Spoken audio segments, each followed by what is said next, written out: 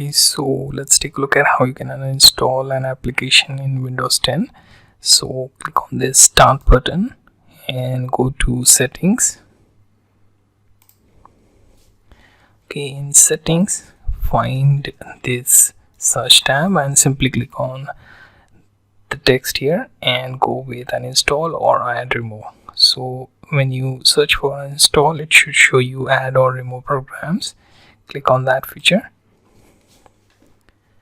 and once that option is selected, you will be taken to apps and features page, and here you basically search for the application you wish to remove. Okay, so we are going to search through this list, and here let's see if I wish to remove Kanban tasker. So I just click on the option, then click on uninstall button.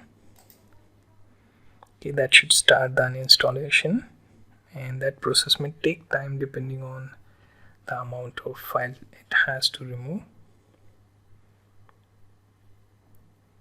And once it is removed, you are taken to initial options for apps removal. Okay, that looks something like this.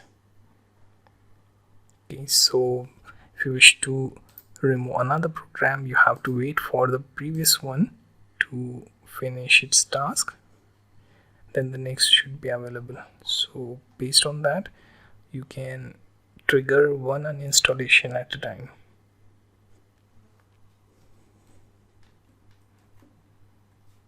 So this is how you basically uninstall application in Windows 10.